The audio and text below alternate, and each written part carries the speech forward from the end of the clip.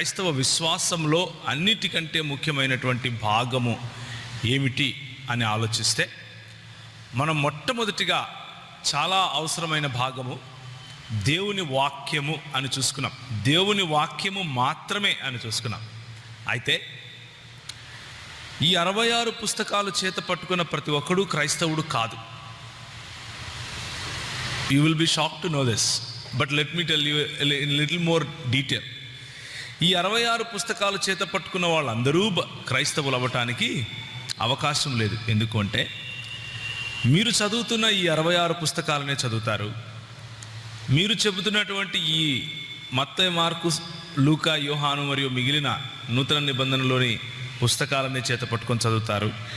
అయినప్పటికీ క్రైస్తవ సంఘము, సార్వత్రికముగా క్రైస్తవ సంఘము ఇన్ని రోజులు నమ్ముతున్నటువంటి విశ్వాసాలకు భిన్నమైన విశ్వాసాలను మాట్లాడుతూ భిన్నమైన విశ్వాసాలను బోధిస్తూ ఉంటారు.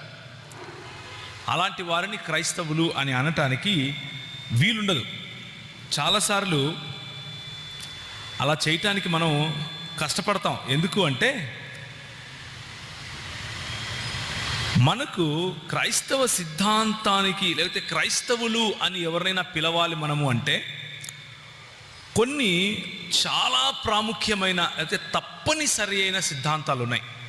ఆ తప్పనిసరి అయిన సిద్ధాంతాలను నమ్మిన వాళ్ళను మాత్రమే మనం క్రైస్తవులు అంటాం.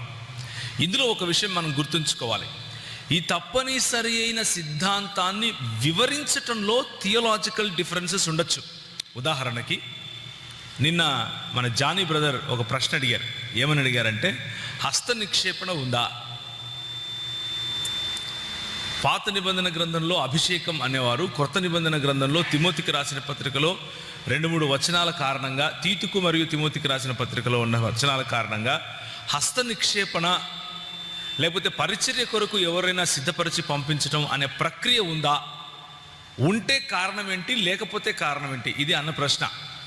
దానికి నేను ఏమని సమాధానం చెప్పాను అంటే, థియోలాజికల్గా కాంట్రవర్షియల్గా ఉన్నవి అంటే డినామినేషన్ వైజ్గా ఆలోచన చేసుకోవాల్సినటువంటి విషయాలను ఈ వేదిక నుంచి నేను మాట్లాడను అని చెప్పాను. ఎందుకు అంటే అవి మనకు ఎసెన్షియల్ క్రిస్టియన్ ఫెయిత్ కాదు. ఉదాహరణకి హస్తనిక్షేపణను నమ్మటం వలన, హస్తనిక్షేపణను నమ్మకపోవటం వలన మన రక్షణ ఆధారపడలేదు. మనము ప్రభువుకు ప్రీతిపాత్రులము కావటము, ప్రభువు నుంచి దూరం అయిపోవటము లేదు. కాబట్టి దాన్ని మనము అత్యవసరమైన లేకపోతే తప్పనిసరి అయిన విశ్వాసముగా తీసుకోం. Those are all minors for us. ఇంకొక ఉదాహరణ, బల్ల ఆదివారం తీసుకోవాలా, ప్రతిరోజు తీసుకోవాలా, వారానికి ఒకసారే ఎందుకు తీసుకోవాలి, నెలకు ఒకసారి ఎందుకు కాకూడదు, సంవత్సరానికి ఒకసారి ఎందుకు కాకూడదు, జీవితం అంతట్లో ఒకసారి ఎందుకు కాకూడదు? రైట్. కానీ దేవుని వాక్య పరిధిలో మనం అర్థం చేసుకుంటే, దేవుని శిష్యులు అపోస్తలుల సమయంలో ప్రతి దినము రొట్టె విరిచారు, ప్రతి ఇంట్లోనూ బల్ల ఏర్పరచుకున్నారు. కొన్ని దినముల తరువాత, కొన్ని రోజుల తరువాత ఆదివారము కూడినప్పుడు వాళ్ళు బల్ల విరిచారు. ఆ తరువాత చర్చ్ హిస్టరీలో చూస్తే మెల్లిమెల్లిగా అది డైల్యూట్ అవుతూ 1 నెలకు ఒకసారి చేసే పరిస్థితులు కూడా చూసాం. తరువాత పండుగకోసారి చేసే పరిస్థితి కూడా చూసాం. స్క్రిప్చర్ను మాత్రమే తీసుకుని వెళ్తే, దేవుని వాక్యాన్ని మాత్రమే తీసుకుని వెళ్తే మనము ప్రతిదినము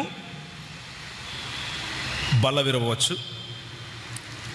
ఒకవేళ మనం సంఘంగా కలిస్తే ప్రతి ఆదివారము బల్ల విరవచ్చు, ఒకవేళ మనం సంఘంగా కలిస్తే. స్క్రిప్చర్కు బయట చేసిన ప్రాక్టీసెస్ని మనం తీసుకోవాల్సిన అవసరం లేదు కాబట్టి దాని నుంచి ఆలోచించాల్సిన అవసరం లేదు. స్క్రిప్చర్లో ఉన్నంత వరకు లేకపోతే వాక్యానుసారంగా మాత్రం తప్పనిసరిగా వారు చేసిన ప్రాక్టీస్ని మనం చేయాలి. అయితే ఆ నెలకు ఒకసారి బల్ల విరిస్తే రక్షణ పోతుందా అన్నది ప్రశ్న. నా ప్రశ్న అర్థమవుతుంది కదా? నెలకు ఒకసారి బల విరిచినంత మాత్రాన, బలలో పాల్పంపులు పొందినంత మాత్రాన నేను క్రైస్తవుణ్ణి అని పిలవబడనా? కాదు. మనకు క్రైస్తవుడు అని పిలువబడటానికి ఎసెన్షియల్స్ కొన్ని ఉన్నాయి. ఎసెన్షియల్స్ చాలా ప్రాముఖ్యమైనవి. ఈ అత్యవసరమైనవి లేకపోతే అతి ప్రాముఖ్యమైన వాటిని గనక తప్పితే ఆ వ్యక్తిని క్రైస్తవుడు అనటానికి వీల్లేదు. అవి ఏంటివి అన్నవే మనం చూడబోతున్నాం ఈరోజు. వీటిని మనము ఈ విశ్వాస ప్రమాణాలను ఎక్కడి నుంచి తీసుకున్నాము అంటే, మెయిన్ లైన్ చర్చెస్లో ఈ మాట చెప్తూ ఉంటారు. ఇది అపోస్తలుల విశ్వాస సూత్రము అంటారు. ఇవాంజలికల్ చర్చెస్ మరియు పెంటికాస్టల్ చర్చెస్ మరియు క్యారిస్మాటిక్ చర్చెస్ ఎవరైతే బార్న్ అగైన్ అని చెప్తారో వాళ్ళు దీన్ని పట్టి చెప్పరు. ఎందుకు అంటే ఇది దేవుని వాక్యంలో ఉంది కాబట్టి దేవుని వాక్యంలో ఉండి చదువుకుంటే సరిపోతుంది అని. అందులో తప్పులేదు. ఇది ఎదురుగా కనిపించే మీకు కనిపించే అపోస్తలుల విశ్వాస సూత్రం ఏదైతే ఉందో అది వాక్యం కాదు, కానీ వాక్యంలో నుంచి సేకరించబడినటువంటి అతి ప్రాముఖ్యమైన విశ్వాసాల సంపుటిక, లేకపోతే అతి ప్రాముఖ్యమైన విశ్వాసాలను ఒక చోట చేరిస్తే మనకు వచ్చినటువంటి అన్నమాట. అతి ప్రాముఖ్యమైన వాటిలో త్రిత్వము ముఖ్యమైనది. మొట్టమొదటిగా సువార్త. మొట్టమొదటిగా మనం చూడవలసింది ఏంటంటే సువార్త. దేవుని ప్రణాళిక. దేవుడు మానవులను రక్షించుకోవాలి అన్న ఉద్దేశంలో ఆయన తీసుకున్నటువంటి చొరవ, మానవులను రక్షించటం కోసం ఆయన తీసుకున్నటువంటి చొరవ, ఆయన మొదటగా వేసినటువంటి అడుగు సువార్తను గురించిన దానిలో ఎలాంటి సందర్భంలోనూ కాంప్రమైజ్ అయ్యే విషయం లేదు. అది కృపచేతనే మనం రక్షింపబడుతున్నాం అన్నది మనకు దేవుని వాక్యం చెప్పే సత్యం. రైట్? సో పౌలు ద్వారా మనకు గుర్తించబడిన సువార్త ఏంటి అంటే,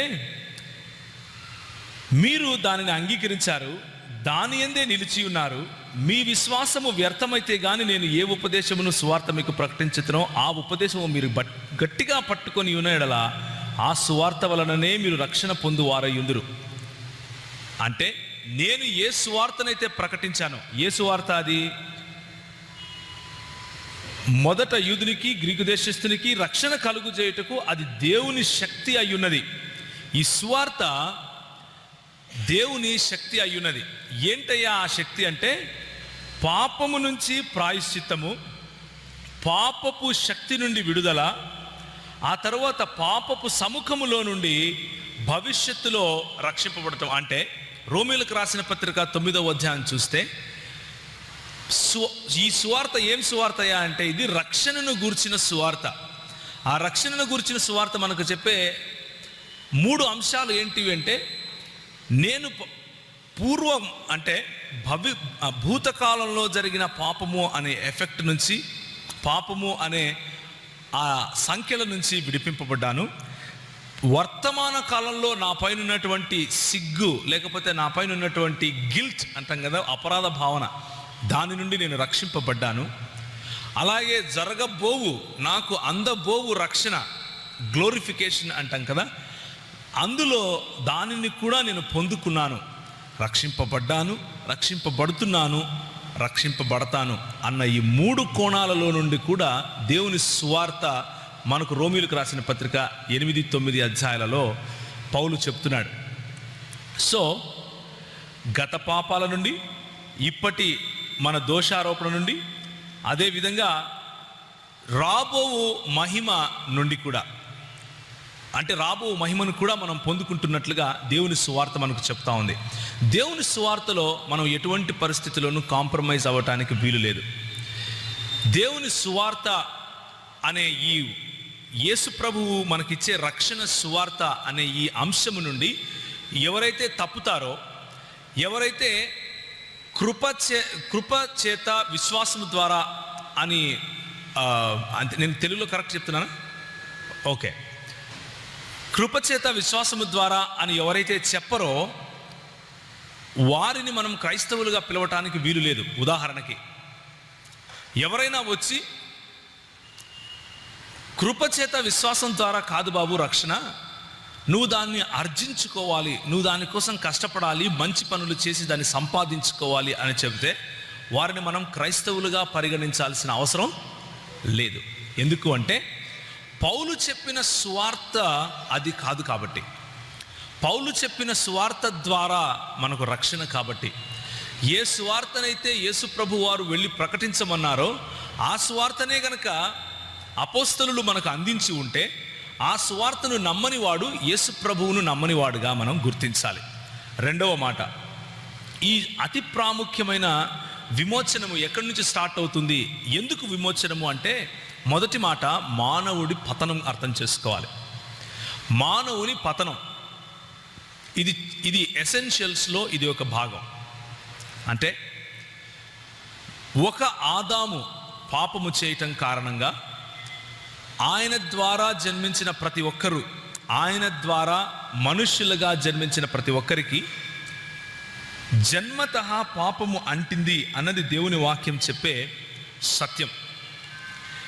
జన్మతః పాపము అంటటము అంటే దానికి కారణం ఏమిటి అంటే చాలా కారణాలు ఉన్నాయి, కానీ ఒక సిమ్టమ్ చెప్తాను. ఒకే ఒక సిమ్టమ్. ఈ మధ్య కొంతమంది కొన్ని బ్యాచ్లు ఉన్నాయి, ఆ బ్యాచ్లు వచ్చి ఏం మాట్లాడతాయంటే జన్మ పాపం లేదు, పాపము అనేది పాపము చేస్తే మనకు అంటుతుంది కానీ పాపము చేయనంత వరకు మనం పాపులం కాదు అనే వాళ్ళు చాలామంది ఉన్నారు.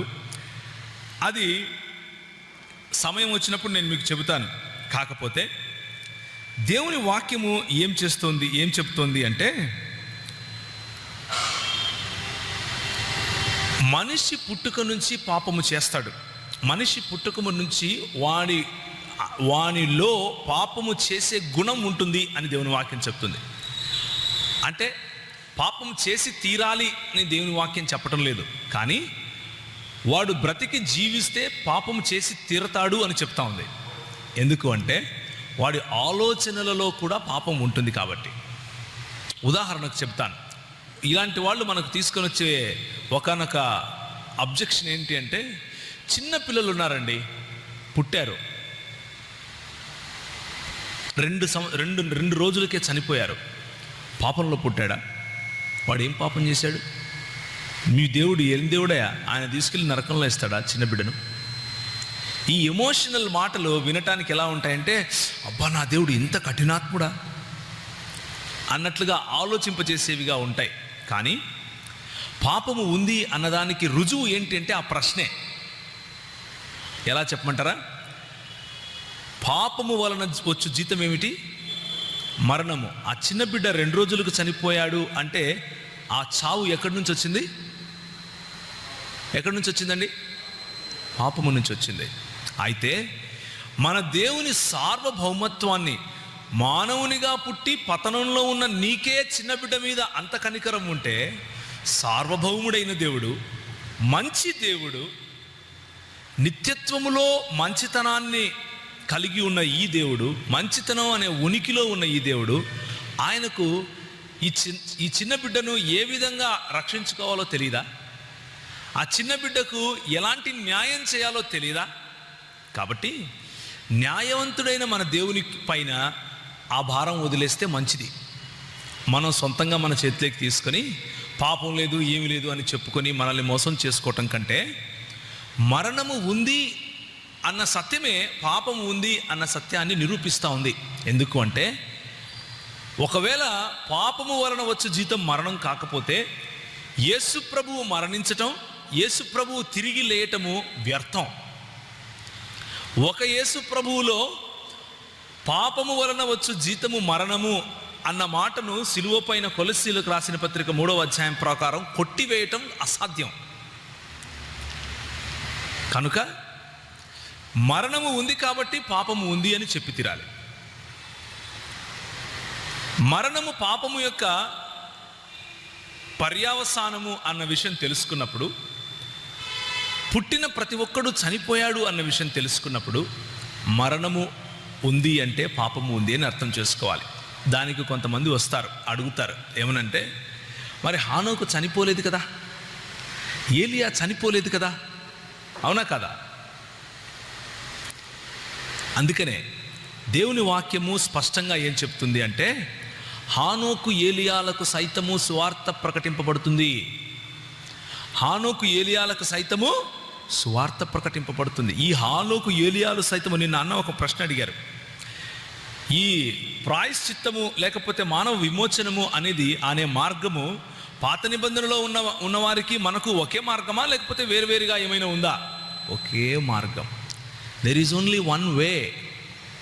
నా వలన తప్ప ఇంకెవడును తండ్రి వద్దకు రాలేడు. హానోకైనా అంతే, ఏలియా అయినా అంతే. వారు రావాలి, వారు చావాలి. చనిపోయిన వారిలో నుండి తిరిగి లేచిన మొట్టమొదటి వాడు, లేకపోతే స్వయంభూ అయి తను తాను వాలంటరీగా ప్రాణం ఇచ్చి వాలంటరీగా ప్రాణం తీసుకున్నటువంటి యేసు ప్రభువు అనే మార్గంలోనే పాపానికి విమోచన. అంతకు తప్ప వేరే మార్గం లేదు అన్నది దేవుని వాక్యం చెప్పే సత్యం. సమయం వచ్చినప్పుడు జన్మ పాపము అనే విషయం గురించి ఇంకొంచెం మాట్లాడుకుందాం. చాలా పెద్ద సబ్జెక్ట్ కాబట్టి ప్రస్తుతానికి ఇక్కడ ఆపుతున్నాను. రెండవ మాట, కన్య మరియకు జన్మించటం తప్పనిసరి. కన్య మరియకు రెండవ మాట, యేసు ప్రభువు కన్య మరియకు జన్మించి తీరాలి. మానవ పతనం గురించి చూస్తే రోమీలకు రాసిన పత్రిక 3వ అధ్యాయం 10 నుంచి 23 వరకు, నీతిమంతుడు ఒక్కడూ లేడు, ఏ ఒక్కడూ లేడు అన్న విషయాన్ని మనం చూస్తాము. మరియ కన్య అయి ఉండటము తప్పనిసరి. మరియ కన్య కాదు అని చెప్పేవాడు క్రైస్తవుడు కాదు. వాడిని క్రైస్తవునిగా అంగీకరించడానికి అవకాశం లేదు. ఎందుకు అంటే, కన్య మరియ గర్భమున జన్మించాలి, లేకపోతే ఒక కన్యకు కుమారుడు అనుగ్రహింపబడతాడు అన్నది ప్రాఫెసీ. అది ఒక ప్రవచనం. ఆ ప్రవచనం నెరవేరి తీరాలి. నెరవేరి తీరకపోతే నెరవేరనటువంటి, లేకపోతే ప్రవచనాన్ని నెరవేర్చినటువంటి క్రీస్తును నమ్మి కూడా లాభం లేదు. కాబట్టి యేసుక్రీస్తు జనన విధాన్ని మత్తయి సువార్త 1వ అధ్యాయం 18 నుంచి 23 వరకు చదివితే, కన్య మరియ పైన పరిశుద్ధాత్ముడు ఆవరించడం, ఆయన శక్తి, పరిశుద్ధాత్ముని శక్తి కారణంగా కన్య మరియ గర్భం ధరించటం, కన్య మరియ గర్భాన్న ఆదాము వంశముగా, లేకపోతే ఆదాము కారణముగా జన్మించిన వాడుగా కాకుండా పతనమైపోయినటువంటి మానవుని పోలికలో కాకుండా, మానవుడైనప్పటికీ పతనము కాని, లేకపోతే పాపపు నీడ, పాపపు ఛాయ లేని జన్మము యేసు ప్రభువుది అయి ఉండాలి. ఆ మాటను ఒప్పుకుని వాడే క్రైస్తవుడు అన్నది నా రెండవ ఎసెన్షియల్స్లో ఉన్న మాట. ఇప్పుడు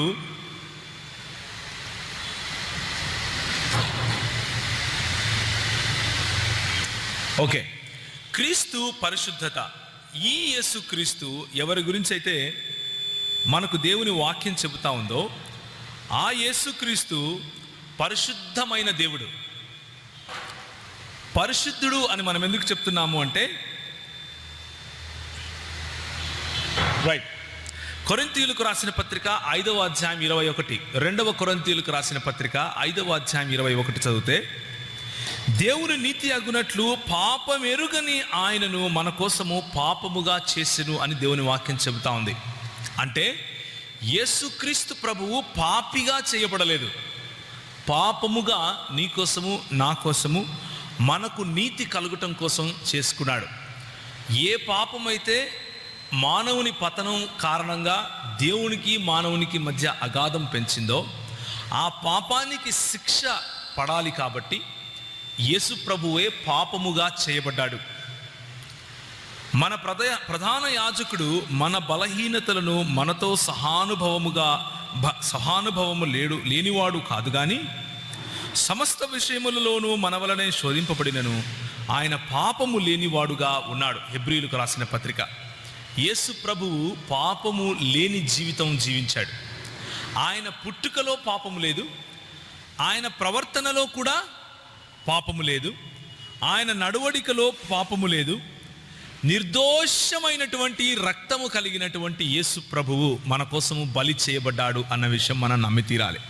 అలా నమ్మిన వాడే క్రైస్తవుడు అవుతాడు. 1 పేతురు 3వ అధ్యాయం 18వ వచనంలో, అనీతిమంతుల కొరకు నీతిమంతుడైన క్రీస్తు శరీరం విషయంలో చంపబడియు అన్న మాట మనం చూస్తాం. నీతిమంతుడు ఒకడునూ లేడు అని రోమీయులకు రాసిన పత్రిక చెప్తే, అలా ఒకడు కూడా లేని నీతిమంతుల కోసం ఒక నీతిమంతుడు చనిపోయాడు అని పేతురుకు రాసిన పత్రిక చెబుతా ఉంది, లేకపోతే పేతురు రాసిన పత్రిక చెబుతా ఉంది. కాబట్టి యేసు ప్రభువు యొక్క పరిశుద్ధతను అంగీకరించి తీరాలి. ఇక్కడ ఒక మాట చెప్తాను. మిగిలిన మతాల వారు యేసు ప్రభువును పరిశుద్ధంగానే చూస్తారు, క్రైస్తవులతో సహా, ముస్లిములతో సహా, బహాయిలతో సహా, కాదియానీలతో సహా, యూదా గోత్రంలోని ఒక తెగతో సహా యేసు ప్రభువును పరిశుద్ధునిగానే చూస్తారు. అయితే వారు చూస్తున్న పరిశుద్ధతకు మనం చూస్తున్న పరిశుద్ధతకు ఉన్న తేడా చెప్తాను. ఇప్పుడు వారు చూస్తున్న రీతిలో యేసు ప్రభువును వారు పరిశుద్ధులుగా చూస్తున్నప్పటికీ క్రైస్తవులు కారు అని ఎందుకు చెప్తున్నాము అన్న తేడా చెప్తాను, జాగ్రత్తగా వినండి. ఎందుకు అంటే మనము యేసు ప్రభువును పరిశుద్ధునిగా ఎందుకు చూస్తున్నాము అంటే, మన స్వకీయ దురాశల చేత ఈడవబడి మనము పాపం చేస్తాం. అవునా? స్వకీయ దురాశల చేత అంటే ఫ్రమ్ విదిన్, లోపల నుంచి మనకు కలిగే దురాశ లేకపోతే పాపము అనే గుణం కారణంగా మనము ఆ ఈడవబడి పాపం చేస్తే, యేసు ప్రభువు మనలాగే బయట నుంచి వచ్చే టెంప్టేషన్స్, లోపల నుంచి ఆయనకు టెంప్టేషన్స్ రావు. ఎందుకు రావు? ఆయన పరిశుద్ధమైన జన్మను జన్మించాడు కాబట్టి. అంటే జన్మతః పరిశుద్ధుడు ఆయన అని. మిగిలిన వాళ్ళు చెప్పే మాట ఏంటంటే, జన్మతః అందరూ పాపం చేయని వాళ్ళే, పాపము ఎవడైతే చేస్తాడో వాడే పాపి. బైబిల్ ఏం చెప్తుంది అంటే, పుట్టావు పాపిగా కాబట్టే పాపం చేస్తావు. ఇది తేడా. ఏమైనా కన్ఫ్యూజన్ ఉందా? నువ్వు పాపిగా పుట్టావు కాబట్టి పాపం చేస్తావు అని బైబిల్ చెప్తుంది, నువ్వు పాపం చేసావు కాబట్టి పాపి అయ్యావు అని మిగిలిన వాళ్ళు చెప్తారు. కాబట్టి పాపములో పుట్టిన మనల్ని రక్షించటానికి మనము ఏ విధంగా అయితే పరిశుద్ధులము కాదో పాపములో పుట్టిన కారణంగా, ఆయన పరిశుద్ధుడైన యేసు ప్రభువు పాపములో పుట్టకుండా బయట నుంచి వచ్చే ప్రలోభాలను సైతం జయించి, హెబ్రీయులకు రాసిన పత్రిక ప్రకారం మనల్ని విమోచించాడు, మనల్ని రక్షించాడు, మనకు తన పరిశుద్ధతను ఆపాదించాడు. ఇది రైట్గా అర్థం చేసుకునే పద్ధతి. ఇందులో కాంప్రమైజ్ అయ్యే క్వశ్చన్ లేదు. యేసుక్రీస్తు పరిశుద్ధతలో కాంప్రమైజ్ అయ్యే ప్రశ్న లేదు. ఇప్పుడు యేసుక్రీస్తు దైవత్వం. యేసుక్రీస్తు కేవలం పరిశుద్ధుడు అని చెప్తే సరిపోదు. యేసుక్రీస్తు ఎంతోమంది దేవుళ్ళలో ఒక దేవుడు అని చెబితే సరిపోదు. యేసుక్రీస్తు దైవత్వాన్ని ఎవరైతే నమ్ముతారో వారినే మనము క్రైస్తవులుగా పిలుస్తాం. ఉదాహరణకి కొన్ని బ్యాచ్లు ఉన్నాయని చెప్పాను కదా, తొడగొట్టే బ్యాచ్, మీసాలు తిప్పే బ్యాచ్లు. వీళ్ళు యేసు ప్రభు దైవత్వాన్ని నమ్మరు. యేసు ప్రభువు దైవత్వాన్ని నమ్మని వాళ్ళను మనము క్రైస్తవులుగా ఎంచడానికి వీల్లేదు. ఎందుకు అంటే పౌలు మరియు అపోస్తలులు మనకు పరిచయం చేసిన యేసు, వారు చెప్పే యేసు వేరు కాబట్టి. ఉదాహరణకి ముస్లింలు యేసు ప్రభు పరిశుద్ధుడు అని నమ్ముతారు. ఇంకా ముస్లింలు ఏం నమ్ముతారంటే, భూమి మీద పుట్టిన ప్రతి శిశువును కూడా వచ్చి సాతాను గిల్లుతాడట. గిల్లితే ఆ శిశువు ఏడుస్తాడు. అలా టచ్ చేయకుండా పుట్టిన వాళ్ళు సాతానుడుగా టచ్ అనే మినిస్ట్రీ చేస్తాడు. మీకు తెలుసు తెలీదో? సాతాను టచ్ చేసిన మినిస్ట్రీలోనే మనందరం ఉన్నామంట. కానీ ఆ సాతాను మినిస్ట్రీకి కూడా అందని వాడు యేసుప్రభు ఒక్కడే. ఖురాన్ ప్రకారం ముహమ్మదును కూడా తగిలాడు. యేసుప్రభువు మరియు మరియం, అంటే యేసుప్రభు తల్లి అయిన మరియం, వీళ్ళిద్దరే అంత పరిశుద్ధులు అని ఖురాన్ చెప్తుంది. మనం చెప్పే పరిశుద్ధత అది కాదు. అర్థమవుతుంది కదా మీకు? మనం చెప్పే పరిశుద్ధత అది కాదు. మనం చెప్పే పరిశుద్ధత ఏంటంటే దైవత్వముతో కూడిన పరిశుద్ధత. పరిశుద్ధతకు ఏదైనా ఒక స్టాండర్డ్ స్కేల్ అనేది ఉంది అంటే, పరిశుద్ధతకు ఎక్స్ట్రీమ్ ఏదైనా ఉంది అంటే, పరిశుద్ధత అన్న మాటకు అర్థము, ఉనికి, నాంది ఏదైనా ఉంది అంటే అది యేసు ప్రభువే అని చెప్తున్నాం. అది మనం చెప్పే పరిశుద్ధతకు, అవతలవాడు చెప్పే పరిశుద్ధతకు తేడా. మనం చెప్పే పరిశుద్ధత యేసుక్రీస్తు దైవత్వముతో కూడినటువంటి పరిశుద్ధత. అందుకే మత్తయి సువార్త 16వ అధ్యాయం 16వ వచనంలో సీమోను పేతురు, నీవు సజీవుడవగు దేవుని కుమారుడవైన క్రీస్తువు అని చెప్పాడు. ఈ విషయాన్ని నెక్స్ట్ క్లాసెస్లో మనం ఇంకా క్లియర్గా చూస్తాం. యేసు ప్రభు దైవత్వం గురించిన ప్రశ్నలు, వాటి సమాధానాలు కూడా ఈరోజు మాట్లాడుకుంటాం. దాదాపు 3 సెషన్స్ వీటి మీదే ఉంటాయి కాబట్టి ఈ స్లైడ్ మీద ఎక్కువ సమయం నేను ఉంచను. సో యేసు ప్రభువును గూర్చినటువంటి విషయాలలో యేసు ప్రభువు పరిశుద్ధుడు అని నమ్మాలి, కన్య మరియకు జన్మించిన యేసు ప్రభువు అని నమ్మాలి. పరిశుద్ధుడు అని నమ్మితే సరిపోదు, ఆయన దేవుడు అని నమ్మాలి. అలా నమ్మిన వారనే క్రైస్తవులుగా మనము అంగీకరిస్తాం. తరువాత ఈ 3 నమ్మితే సరిపోదండి, యేసుక్రీస్తు మానవుడు అని నమ్మి తీరాలి. ఎందుకు అంటే ఈ మూడిటికి ఉన్న రిలేషను, ఈ మూడు కలిస్తేనే కానీ మనకు రక్షణ రాదు అన్న విషయం నేను మీకు చెప్తాను. మీకు తెలిసిందే, కొత్తదేం కాదు. యేసుక్రీస్తు మానవత్వాన్ని మనము యోహాను సువార్త 1వ అధ్యాయం 14వ వచనం కనుక చూస్తే, వాక్యముగా ఉన్న దేవుడు, వాక్యమై దేవునితోనూ దేవునిగాను ఉన్న దేవుడు ఏమై వచ్చాడు? శరీరధారి అయి వచ్చాడు. అంటే నీలాగా నాలాగా రక్త మాంసములను ధరించుకొని వచ్చాడు. సశరీరుడై మన మధ్య సంచరించాడు. కనుక ఆయన మానవత్వాన్ని మనం అంగీకరించాలి. ఆయన మానవుడిగా ఉన్నాడు అన్న విషయాన్ని మనము అంగీకరించాలి. ఫిలిప్పీలకు రాసిన పత్రిక 2వ అధ్యాయము 7 నుంచి 8 వరకు చూస్తే, మనుష్యుల పోలికగా పుట్టి దాసుని రూపమును ధరించుకొని తన్ను తానే రిక్తునిగా చేసుకున్న యేసు ప్రభువును మనం నమ్మాలి. 1 యోహాను పత్రిక ఎందుకు రాశారో తెలుసా? యేసుక్రీస్తు దైవత్వాన్ని నిరూపించడం కోసం కాదు. ఆనాడు యేసు ప్రభువు దేవుడు అంటే నమ్మటానికి అందరూ సిద్ధమే, కానీ యేసు ప్రభు మనిషి లేకపోతే మానవుడు అంటే నమ్మటానికి సిద్ధంగా లేరు ఎవరు. ఈనాడు ఉల్టా, ఈరోజు ఉల్టా, అది ఓకే. కానీ నాస్టిక్స్ అనే వాళ్ళు ఉండేవారు. వారి ఉద్దేశం ప్రకారము రక్త మాంసములు లేకపోతే పదార్థమైనది ఏది కూడా దైవత్వాన్ని కలిగి ఉండలేదు అన్నది వాళ్ళ ఉద్దేశం. పదార్థమైనది ఏది కూడా దైవత్వమును కలిగి ఉండటానికి వీలు లేదు అన్నది వాళ్ళ ఉద్దేశం. కాబట్టి మానవుడిగా జన్మించిన వాడు ఎవడు కూడా దేవుడు కాదు అన్నది వాళ్ళ ఉద్దేశం. కాబట్టి క్రీస్తు సిలువెక్కాడు అంటే మానవుడిగా ఉన్న యేసు చనిపోయాడు, కానీ బాప్తీస సమయంలో ఆయన మీదకి వచ్చినటువంటి దైవత్వమైనటువంటి క్రీస్తు సిలువెక్కగానే అక్కడి నుంచి వెళ్ళిపోయాడు అన్నది వాళ్ళ సిద్ధాంతం. దాన్ని ఖండించటానికే 1 యోహాను పత్రిక రాశాడు. ఎవరు?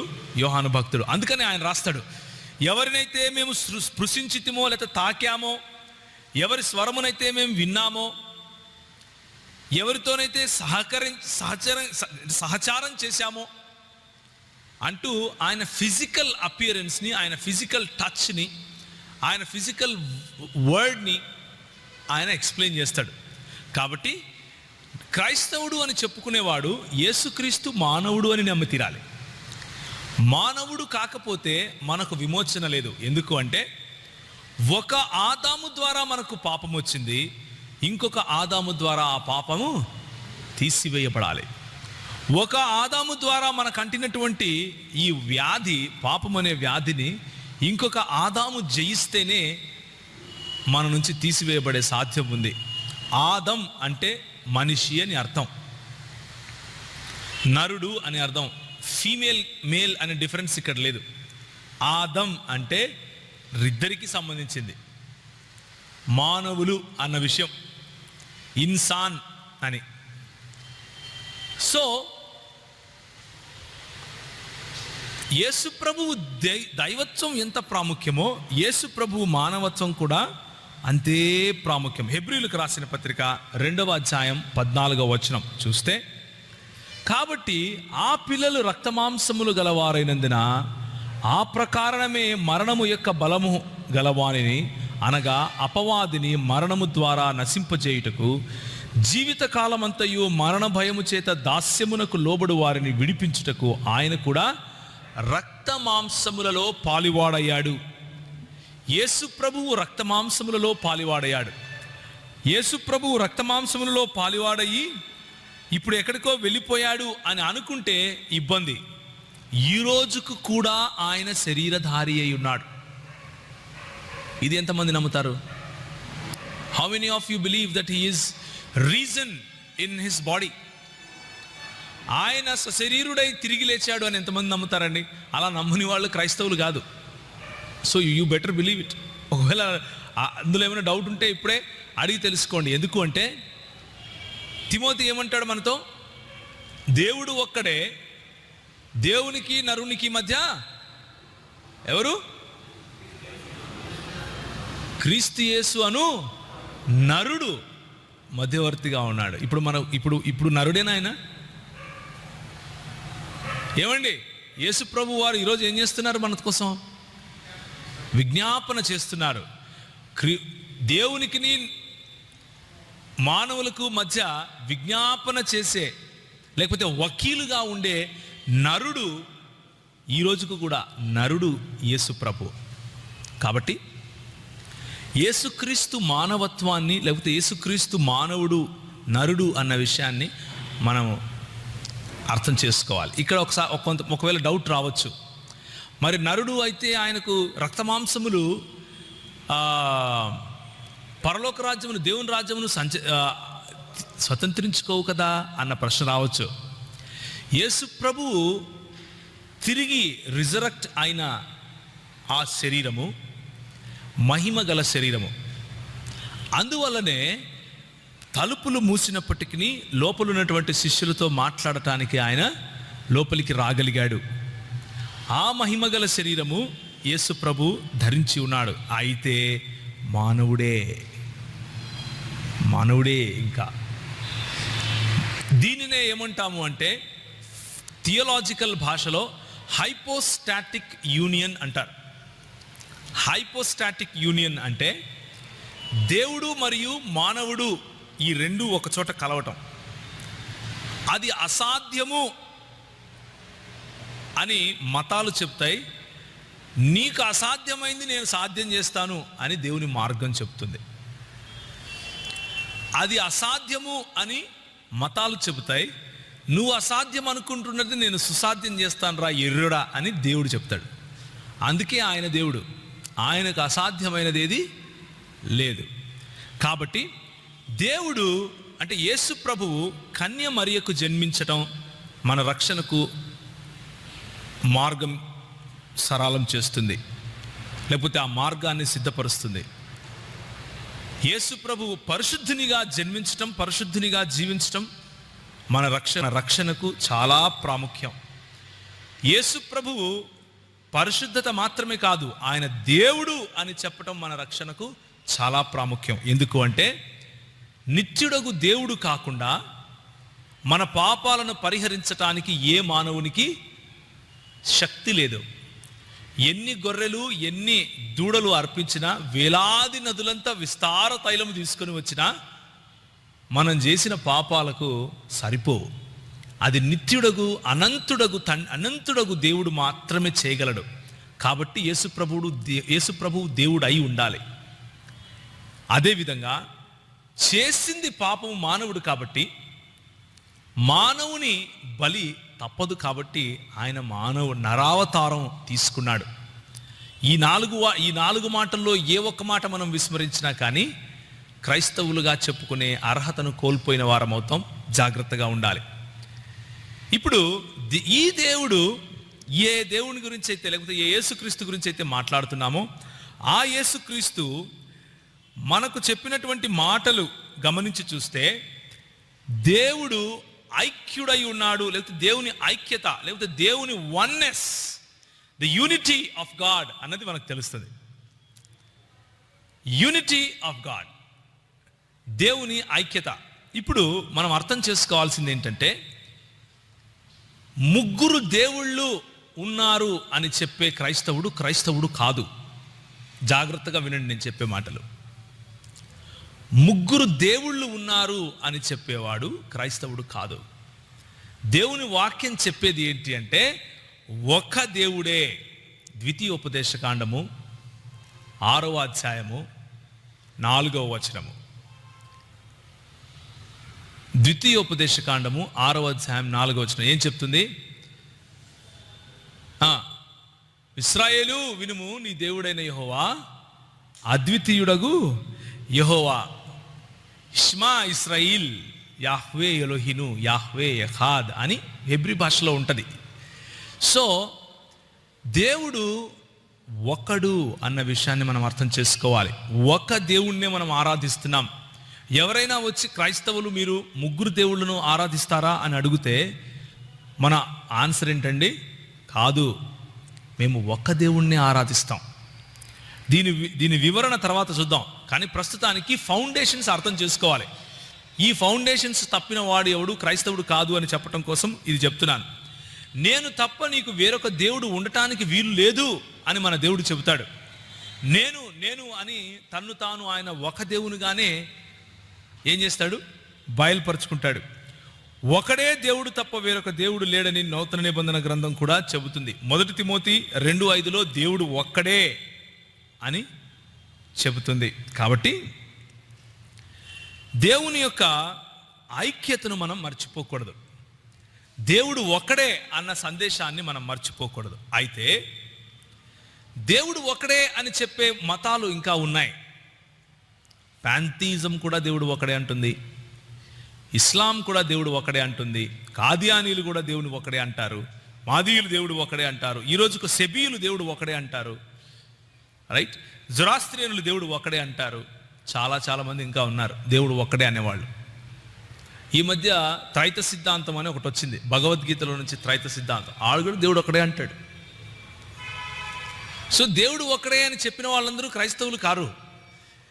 దేవుడు ఒకడే అంటే ఏ ఒకడు అని ప్రశ్న అడిగితే త్రిత్వమైన దేవుడు, త్రియేకుడైన దేవుడు అని చెప్పేవాడు క్రైస్తవుడు. త్రియేకుడైన దేవుడు అన్న విషయాన్ని నమ్మని వాడు క్రైస్తవుడు కాదు అని మనం అంటాం. ఎందుకు అంటామో నేను ఇప్పుడు చెప్తాను. నెక్స్ట్ 2-3 సెషన్స్ అవే, కాబట్టి ఏం తొందర లేదు, మెల్లి చూసుకుందాం. దేవుడు త్రియేకుడు కాకపోతే చాలా సమస్యలు వస్తాయి. ఆ సమస్యలు ఏంటో కూడా మనం చూస్తాం. కనుకనే దేవుని వాక్యంలో స్పష్టంగా అపోస్తలులు తండ్రి, కుమార మరియు పరిశుద్ధాత్ముడు అన్న ఫార్ములాను మనకిచ్చారు. తండ్రి, కుమార, పరిశుద్ధాత్ముల నామము పేరట అని సింగులర్ వర్డ్ వాడినప్పటికీ ముగ్గురు వ్యక్తులను గురించి మాట్లాడారు.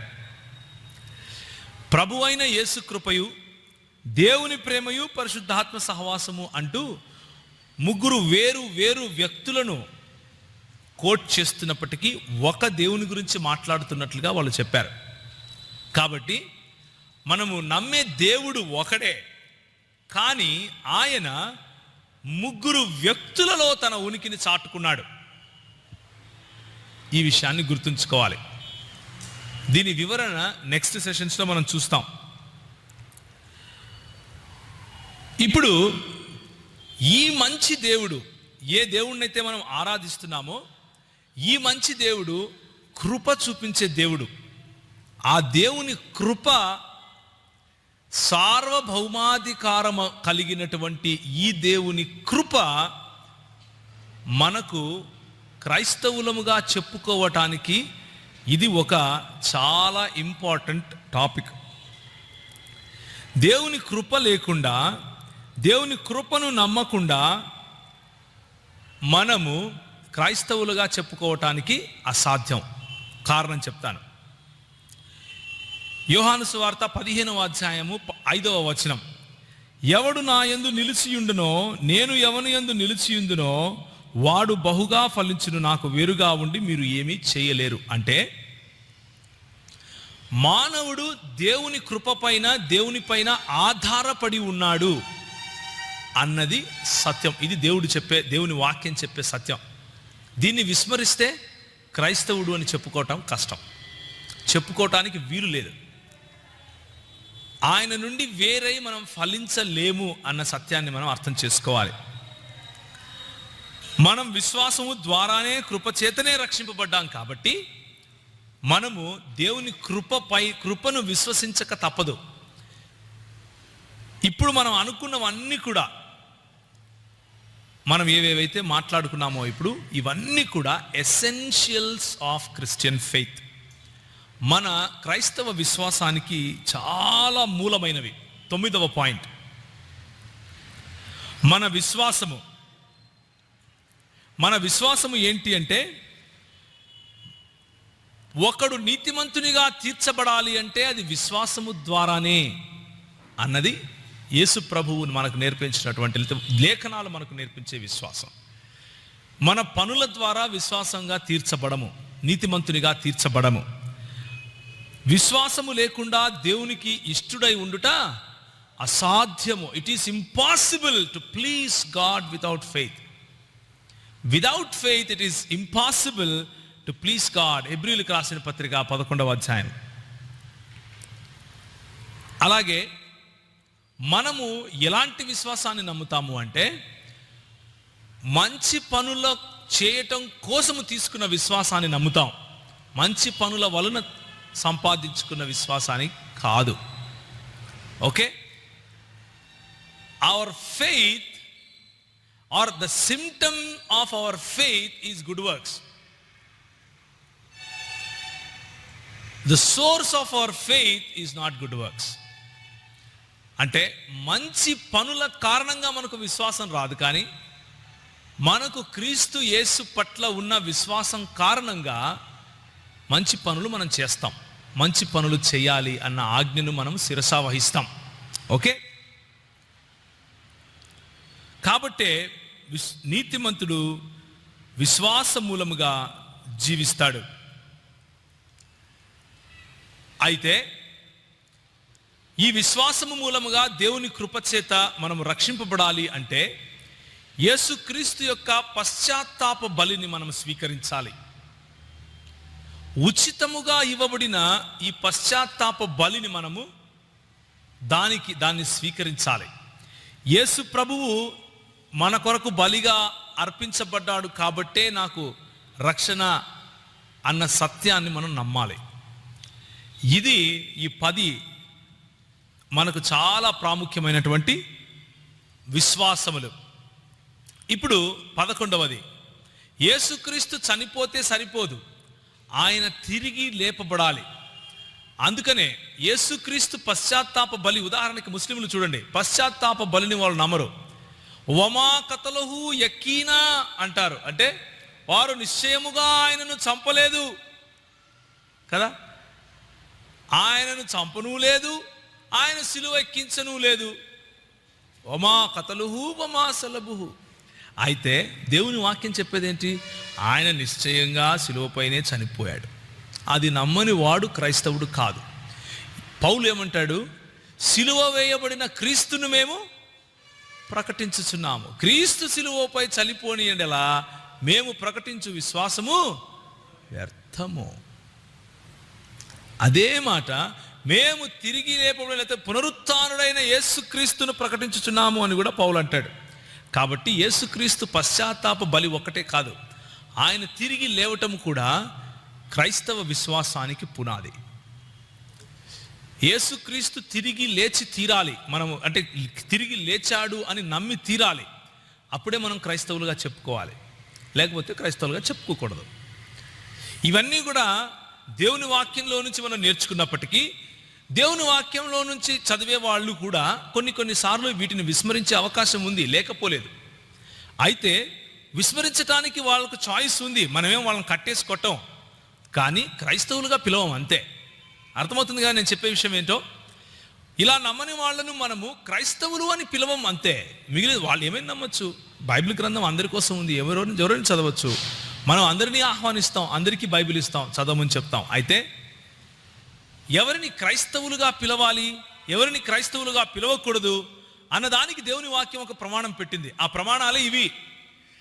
యేసుక్రీస్తు తిరిగి లేచి తీరాలి. రోమీయులకు రాసిన పత్రిక 4వ అధ్యాయం 25వ వచనము, మన ప్రభు అయిన యేసును మృతులలో నుండి లేపిన వాని యందు విశ్వాసం ఉంచినది మనకును ఎంచబడునని మన నిమిత్తము కూడా వ్రాయబడును. అదేమనగా యేసు ప్రభు అని నీ నోటితో ఒప్పుకోవాలి, ఆయనను దేవుడు మృతులలో నుండి లేపాడు అని హృదయమందు విశ్వాసించాలి. అప్పుడే రక్షణ.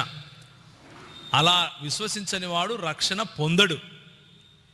సో రక్షణార్థమైనటువంటి విశ్వాసాలలో ఈ 11 విశ్వాసాలు ఉన్నాయి. రక్షణార్థమైనటువంటి విశ్వాసాలలో ఈ 11 ప్లస్ ఇంకా ఇంకా ఇంకా ఉన్నాయి. అయితే అవి అతి ప్రాముఖ్యమైనవి కాకపోవచ్చు. ఉదాహరణకి ఇంతకుముందు చెప్పుకున్న వాటిలోనే నేను ఒకటి రెండు ఉదాహరణలు నేను మీకు చెప్తాను. చూడండి, నేను ఒకసారి కొత్తగా రక్షణ పొందిన సమయంలో యేసు ప్రభు దేవుడు అని అంగీకరించిన తర్వాత, నా జీవితాన్ని ప్రభు మార్చిన తర్వాత నేను అనుకుంటున్నా, ఇప్పుడు నేను ఏ సంఘానికి వెళ్ళాలి, ఏ సంఘానికి వెళ్ళాలి? నేను రక్షింపబడిన సంఘానికే వెళ్తున్నాను. నాకైతే తెలీదు. కానీ ఒకరు వచ్చారు, నీకో విషయం తెలుసా, నువ్వు పోయే సంఘం ఎత్తబడే సంఘం కాదు అన్నాడు. నేను అడిగాను, నాకు తెలీదు, అప్పుడప్పుడు రక్షణానుభవంలోకి వచ్చాను. అవునా అన్న, నేను అంటే ఇప్పుడు నేను చచ్చిపోతే ఈ సంఘాన్ని ఎత్తబడకపోతే ఈ సంఘంలో నేను లేను కాబట్టి నేను వెళ్ళనా పైకి అన్నాను. వెళ్ళవు అన్నాడు. మరి నేను ఎక్కడికి వెళ్ళాలి అన్నాడు. అంటే అక్కడ ఒకటి ఉంది, దైవజనుడు ఫలానా ఆయన ఒక సంఘం పెట్టాడు, అక్కడికి వస్తే నువ్వు ఎత్తపడతావు అన్నారు. సరే అన్న, వస్తానని చెప్పి 2-3 రోజులు వెళ్ళాను, 2-3 ఆదివారాలు. కానీ విశ్వాస ప్రమాణంగా నేను ఏ సంఘంలో అయితే రక్షణ పొందానో ఆ సంఘానికి, ఏ అన్న అయితే నన్ను తీసుకెళ్ళాడో ఆ సంఘానికి నాకేం పెద్ద తేడా కనిపించలేదు. దేవుని వాక్యం ఇప్పి చూస్తే నాకు అనిపించింది ఏంటంటే, నాకు అర్థమైంది ఏంటంటే, కొద్దిగా తర్వాత దేవుడు తను తాను ప్రత్యక్షపరచుకునే సమయంలో దేవుని సంఘము అని చెప్పే దేవుని సంఘము, క్రీస్తు శరీరము అని చెప్పే సంఘము, అది సార్వత్రికమైనది. It is a universal church. అదేవిధంగా అది స్థానికమైనది కూడా.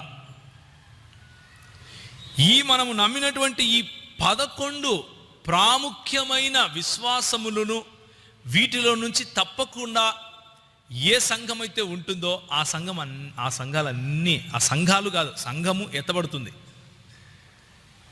ఆ సంఘం అంతా ఎత్తబడుతుంది. ప్రశ్న ఏంటంటే, మనం సంఘంగా భావిస్తున్నది నిజంగా దేవుని సార్వత్రిక సంఘములో లేకపోతే యేసుక్రీస్తు శరీరంలో ఉందా లేదా అన్నది చూసుకుంటే చాలు. యేసుక్రీస్తు శరీరంలో ఏది ఉంటుంది అంటే కనీసం ఈ 11 ఉండాలి. కన్యమరియకు పుట్టి ఉండాలి, యేసు ప్రభు కన్యమరకు పుట్టాడు అని నమ్మి ఉండాలి, యేసు ప్రభు పరిశుద్ధుడు అని నమ్మాలి, యేసు ప్రభు పరిశుద్ధుడు మాత్రమే కాదు ఆయన దేవుడు అని నమ్మాలి, యేసు ప్రభు పరిశుద్ధుడు, దేవుడు, కన్యమరకు పుట్టినవాడు మాత్రమే కాదు ఆయన మనిషి అని నమ్మాలి, మానవుడు అని నమ్మాలి, దేవుని ఏకత్వాన్ని నమ్మాలి, దేవుని త్రిత్వాన్ని నమ్మాలి, సువార్తను నమ్మాలి, ఆ సువార్తలో భాగమైనటువంటి కృపచేత విశ్వాసము ద్వారా రక్షణ పొందటం అనే సిద్ధాంతాన్ని నమ్మాలి. సో కృపచేత విశ్వాసము ద్వారా నమ్మిన సిద్ధాంతం తర్వాత యేసు ప్రభువు నా కోసము ఆ రక్షణ కార్యం నిమిత్తమై చనిపోయాడు, సిలువ వేయబడ్డాడు అని నమ్మాలి. అది నమ్మితే సరిపోదు, ఆయన తిరిగి లేచాడు, పునరుత్థానుడయ్యాడు అని నమ్మాలి. ఇది మాత్రమే సరిపోదు, ఇంకొకటి ఉంది. ఏంటి చెప్పండి? సువార్త. ఇది చెప్పండి, సువార్త పూర్తి కాదు. ఏంటో చెప్పండి? ఆయన తిరిగి రానయ్యున్నాడు, ఆయన తిరిగి వచ్చి నిన్ను నన్ను లేపుతాడు. మళ్ళా ఆయన తిరిగి వచ్చి గొర్రెలను మేకలను ప్రత్యేకపరుస్తాడు. ఆయన తిరిగి వచ్చి నిన్ను నన్ను, ఆయన మేఘారుడై మహిమా శరీరంలో నిన్ను నన్ను తీసుకెళ్ళిపోతాడు. బ్రతికున్న మనము ఆయనను వెళ్ళి మేఘముల మధ్య కనుగొంటాం. చనిపోయిన వారు లేపబడతారు. వీటిని నమ్మాలి. పునరుత్థానమును, యేసుక్రీస్తు పునరుత్థానమును నమ్మిన మనము పునరుత్థానం చెందుతాము. యేసు ప్రభు మధ్యాకాశం మీద బూరధ్వనితో వస్తాడు అని నమ్మి తీరాలి. అలా నమ్మని వాడు క్రైస్తవుడు కాదు. ఇప్పుడు ఒక విషయం గుర్తుంచుకోండి, ఇందులో డీటెయిల్స్లో డిఫరెన్సెస్ ఉండొచ్చు. అంటే మిలేనియం ఎప్పుడు జరుగుతుంది? నువ్వు పోస్ట్ మిలేనియమా, ప్రీ మిలేనియమా? శ్రమలు ఎప్పుడు వస్తాయి? శ్రమల తర్వాత సంఘం ఎత్తబడుతుందా, శ్రమలకు ముందే ఎత్తబడుతుందా? There are differences in theologies of tribulation లేకపోతే మిలేనియం. 1000 సంవత్సరాల పాలన తర్వాత ట్రిబ్యులేషన్, ర్యాప్చర్, వీటి విషయం గురించి ఒక్కొక్క డినామినేషన్ ఒక్కొక్క రకమైన ఎక్స్ప్లెనేషన్ ఇస్తుంది. అయితే ప్రాముఖ్యమైనది ఏంటి మనకు అంటే, యేసు ప్రభు వస్తాడు, అది ప్రాముఖ్యం. యేసు ప్రభు వచ్చినప్పుడు మనల్ని లేపుకుంటాడు, అది ప్రాముఖ్యం.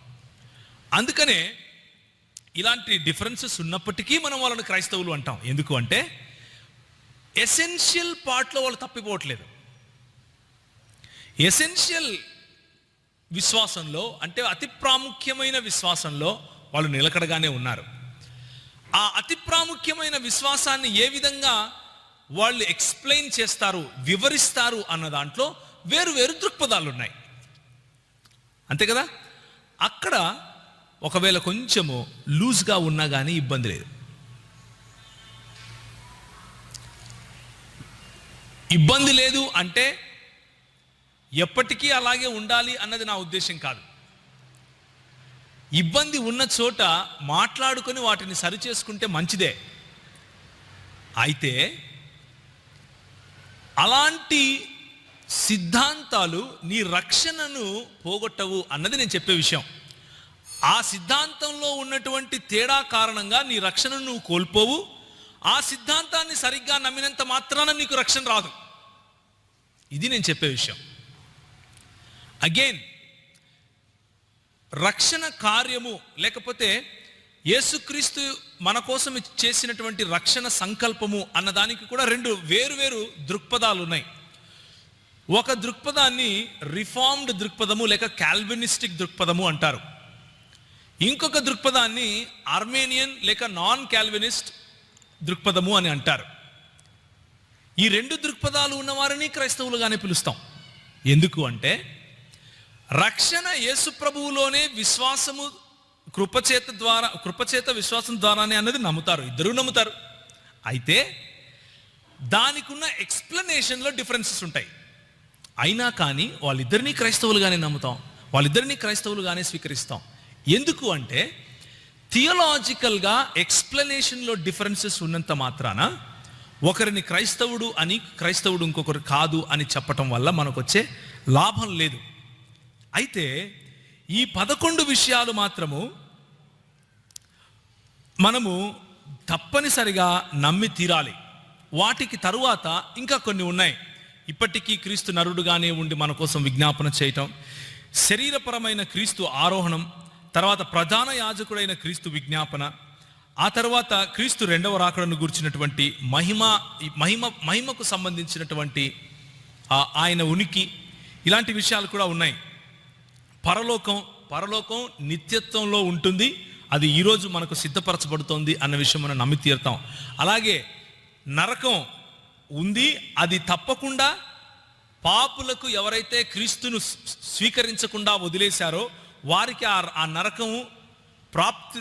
నరక ప్రాప్తి వాళ్ళకు జరుగుతుంది అన్నది అందరికీ తెలిసిన విషయమే. కాబట్టి దేవుని ఐక్యత, కృపను గూర్చిన ఆవశ్యకత, విశ్వాసానికి చెందిన ఆవశ్యకత, వీటిలో మనము పక్కకు తొలగనంత వరకు, దేవుడు మన పట్ల, మన రక్షణ పట్ల ఆయన చేసిన కార్యంలో మనం పక్కకు తొలగనంత వరకు, దేవుని యొక్క ఉనికి గురించి ప్రక్కకు తొలగనంత వరకు, సంఘము అంటే దేవుని శరీరము అన్న కాన్సెప్ట్ నుంచి ప్రక్కకు తొలగనంత వరకు, రక్షణ గురించినటువంటి విశ్వాసము మరియు కృప అన్న కాన్సెప్ట్ నుంచి పక్కకు తొలగనంత వరకు మనకు ఇబ్బంది లేదు. అందుకే దీన్ని మనం ఇప్పుడు ఏమంటున్నాము అంటే, ఒక మంచి మాట ఒక భక్తుడు చెప్పాడు. ఆ భక్తుని పేరు ఏంటి అంటే ఆగస్టిన్ గారు ఈ మాట అన్నారు అన్నదానికి ఆగస్టిన్ గారు రాసినటువంటి పుస్తకం సాక్ష్యము. అయితే కొంతమంది ఆగస్టిన్ గారు ఈ మాట అనలేదు, ఆగస్టిన్ గారు తర్వాత వచ్చినటువంటి ఆయన శిష్యులలో ఒకరు రాశారు అంటారు. ఎవరన్నా కానీ మనకు ఇబ్బంది లేదు, కానీ ఆ మాట మాత్రం చాలా ఉపయోగకరమైంది కాబట్టి నేను మీకు చెప్తున్నాను. అది ఏంటి అంటే, ఇన్ ఎసెన్షియల్స్ యూనిటీ, అంటే అతి ప్రాముఖ్యమైన విషయాలలో ఐక్యత. ఇన్ నాన్ ఎసెన్షియల్స్ లిబర్టీ, అంటే అతి ప్రాముఖ్యము కాని వాటిల్లో స్వేచ్ఛ. అండ్ ఇన్ ఎవ్రీథింగ్ చారిటీ, అంటే మిగిలిన అన్ని విషయాల్లో కూడా ప్రేమ. ఇది క్రైస్తవులకు ఉండాల్సిన గుణము అన్నాడు. ఇది నాకు ఉపయోగపడింది కాబట్టి నేను మీకు చెప్తున్నాను. మీరు ఇది లేఖనం కాదు, మీకు ఉపయోగపడితే మీరు తీసుకోండి, లేకపోతే ఇట్ ఈస్ ఓకే. ఇది నా అభిప్రాయం, ఆయన అభిప్రాయంతో నేను ఏకీభవిస్తున్నాను కాబట్టి నేను మీకు ఈ విషయం చెప్తున్నాను. సో ఇన్ ఎసెన్షియల్స్ యూనిటీ, ఈ 11 అతి ప్రాముఖ్యమైనవి, మిగిలిన 4 కూడా ముఖ్యమైనవి కాబట్టి ఈ 15 వాటిల్లో, ఈ 15 ఎసెన్షియల్ క్రిస్టియన్ డాక్ట్రిన్స్లో we have to be united. మనము ఐక్యత కలిగి ఉండాలి. క్వశ్చనే లేదు. అవతలోడు ఎన్నన్నా చెప్పని, ఈ 15లో మాత్రం కాంప్రమైజ్ అయ్యేది లేదు. నరకం లేదు అంటే కాంప్రమైజ్ అయ్యే క్వశ్చన్ లేదు. ఎందుకంటే రక్షణను ఏ విధంగా నిర్వచిస్తావు నరకం లేకపోతే? పరలోకం లేదు అంటే కాంప్రమైజ్ అయ్యే క్వశ్చనే లేదు. ఎందుకు రక్షణ ఇంకా? అవునా కాదా? దేవుని ఐక్యతలో కాంప్రమైజ్ అయ్యే క్వశ్చనే లేదు. దేవుని త్రిత్వంలో కాంప్రమైజ్ అయ్యే ప్రశ్న లేదు. యేసు ప్రభు యొక్క ఉనికి హైపోస్టాటిక్ యూనియన్లో కాంప్రమైజ్ అయ్యే ప్రసక్తే లేదు. దేవుడు మన కొరకు చూపించిన రక్షణ కార్యంలో, అంటే కృపచేత విశ్వాసం ద్వారా అన్న దాంట్లో కాంప్రమైజ్ అయ్యే క్వశ్చనే లేదు. In essentials unity, in non essentials Liberty, అంటే కొన్ని ఉంటాయి అవి అంత ఎసెన్షియల్ కానప్పుడు కొంచెం స్వేచ్ఛ ఇవ్వచ్చు. ఆదివారం మనకు సెలవు అయితే ఆరాధించుకోవచ్చు. ప్రతి దినము మనం ఆరాధించగలిగితే ప్రతి దినము ఆరాధించాలి. ప్రతి దినము సంఘంగా కూడగలిగితే సంఘంగా కూడవచ్చు. దుబాయ్లో శుక్రవారం సెలవు ఉంటే శుక్రవారం ఆరాధన చేయొచ్చు, మనకు ఇబ్బంది లేదు. We can give liberty in those aspects. తెల్లబట్టలు వేసుకొని నువ్వు పరిశుద్ధునివి కాదా, పరిశుద్ధుడు కాదని ఒక ఆయన అంటే పర్వాలేదన్నా అని లిబర్టీ ఇవ్వచ్చు. అర్థమవుతుంది కదా? సో వందనాలు చెప్పాలా, ప్రైజ్ ది లార్డ్ చెప్పాలా, హలో చెప్పాలా? We can give liberty. In everything else charity. మిగిలిన అన్ని అధార్మికమైన లేకపోతే ధర్మానికి మన విశ్వాసానికి సంబంధించని అన్ని విషయాల్లో కూడా ప్రేమ చూపిస్తే చాలు. In essentials unity, in non essentials Liberty, in everything else charity. ఇది కనుక మనము గుర్తుపెట్టుకున్నాం అనుకోండి, we will preach gospel to get people inside the church, not to throw people outside the church. చాలా బాధాకరమైన విషయం ఏంటంటే, let me tell you with a smile on my face, నవ్వుతూ ఒక మాట చెప్పనండి నన్ను, ఎందుకంటే బాధగా ఉంది కాబట్టి చెప్తున్నా. ఏంటంటే సంఘంలో నుంచి తోలు వేసేందుకే మన మెసేజెస్ ఉంటాయి ఎక్కువ. నువ్వు అట్లున్నావు, నువ్వు ఇట్లున్నావు, నువ్వు వాడివి, నువ్వు వీడివి, నువ్వు అద్ది, నువ్వు ఇది అన్నవే ఉంటాయి, కానీ అప్రిషియేటింగ్ మెసేజెస్ తక్కువ ఉంటాయి మనవి. మన విశ్వాసం ఎంత గొప్పది. నువ్వు విశ్వసిస్తున్నావు, I'm appreciating you for that. నువ్వు యేసు ప్రభువును నీ దేవుడని ఈ 15 విషయాలలో, ఈ 15 ఎసెన్షియల్ విషయాలలో నువ్వు నమ్మకంగా ఉంటున్నావు, I appreciate you for that అన్న మెసేజెస్ తక్కువ. మన ఫోకస్ అంతా నేను ఏ విధంగా అవతలి వాడి కంటే రైచస్ అని చెప్పడంలోనే ఉంటుంది. బాధాకరం కదా? నేను అవతలి వాడి కంటే ఏ విధంగా ఎక్కువ నీతిమంతుణ్ణి అని చెప్పడంలోనే మన ఫోకస్ అంతా ఉంటుంది. లేకపోతే నా సంఘము అవతలి సంఘం కంటే ఏ విధంగా గొప్పది అని ప్రూవ్ చేసుకోవడంలోనే మొత్తం ఎనర్జీ స్పెండ్ చేస్తాం. ఇన్ఫ్యాక్ట్ రాదర్ దెన్ దాట్, అలా చేయటం కంటే, బ్రదర్ నువ్వు సంఘం కడుతున్నావు, నేను ఒక సంఘంలో ఉంటున్నాను, లెట్ us గ్రో టుగెదర్. మంది దుకాణం కాదు అని ఎప్పుడు తెలుస్తుంది అంటే, అందరినీ కలుపుకొని తిరిగితేనే తెలుస్తుంది. నేను సెపరేటిస్టు, నేను కేసీఆర్ అని చెప్పుకుంటే అలాగే కూడా తిరగచ్చు. అలా తిరిగే సంఘాలు చాలా ఉన్నాయి, రైట్? సో ఈరోజు ఉదయం ఒకవేళ మీరు నాకు కొంచెం లిబర్టీ ఇస్తే, నేను చెప్పదలుచుకున్న విషయం ఏంటి అంటే, ఈ సెమినార్లో ఒకవేళ మీరు ఏదైనా గుర్తుంచుకోగలిగితే మొత్తం ఈ 3 రోజుల్లో ఒక్కటి గుర్తుంచుకోండి. అదేంటి అంటే, మన సువార్త పరిచర్య, మన వాక్య పరిచర్య, మన ఏ పరిచర్య అయినా, సువార్త మరియు వాక్య పరిచర్య తర్వాత బయట ఉన్న ఏ పరిచర్య అయినా సరే మనం చేసేది ప్రజలను కట్టడానికి, ప్రజలను కలుపుకోవటానికి, ప్రజలను నిర్మించటానికి, కూల్చటానికి, తోలివేయటానికి, తరిమివేయటానికి కాదు. నేను గొప్పవాణ్ణి అని చెప్పడానికి అవతలి వాడు తక్కువ అని చెప్పే అవసరం లేదు. నా సంఘం మంచిది అని చెప్పటానికి అవతలి సంఘం చెడిపోయింది అని చెప్పాల్సిన అవసరం లేదు. అయితే దేవుని వాక్యంలో గంభీరంగా సరిచేయాల్సిన విషయాలు ఉంటే గంభీరంగా సరిచేయాలి. దేవుని వాక్యానుసారంగా గంభీరంగా ఎవరైనా తీర్చిదిద్దాలి అంటే గంభీరంగా తీర్చిదిద్దాలి. అందులో కాంప్రమైజ్ అవ్వాల్సిన అవసరం లేదు. దేవుని సేవకునిగా, దేవుని పరిచర్య చేసేవాడిగా దేవుడు నిన్ను అందుకు పిలుచుకున్నాడు కాబట్టి అది చేయాలి. అయితే తీర్పు తీర్చే పని దేవునికే వదిలేద్దాం. తీర్పు తీర్చే పని ఒక్కటి యేసు ప్రభువుకు విడిచిపెడదాం. ఆయనకు తెలుసు కదా, ఆయన సార్వభౌమాధికారాన్ని అక్కడ కూడా నమ్మాలి, ఆయన కృపను అక్కడ కూడా నమ్మాలి, ఆయన న్యాయాన్ని అక్కడ కూడా నమ్మాలి. అలా నమ్మగలిగితే మనము in essentials we will be united, and in non essentials with grateful heart we will give freedom or liberty, and in everything else we will show charity. అతి ప్రాముఖ్యమైన విషయాల్లో మనము యునైటెడ్గా, ఒకటిగా ఉంటాం. అంతగా ప్రాముఖ్యత లేని విషయాల్లో మెల్లిమెల్లిగా వాళ్లకు అర్థం చేసుకునేందుకు సమయాన్ని ఇన్వెస్ట్ చేస్తాం, కొంచెం చెబుతాం. ఉదాహరణకు తీసుకోండి, ఒక ఆయన ఉన్నాడు అమెరికాలో, జార్జ్ ముల్లర్ గారు తెలుసు కదా మీకు. ఆయన రోజు రాత్రి ఒక చుట్ట తాగి పడుకునేవాడు. ఎంతోమందికి ఆశీర్వాదకరంగా ఉండేవాడు. ఎంతోమంది, ఒక బైబిల్ కాలేజ్ కట్టాడు, చక్కటి బోధ, రిఫార్మ్డ్ బోధ, అది కూడా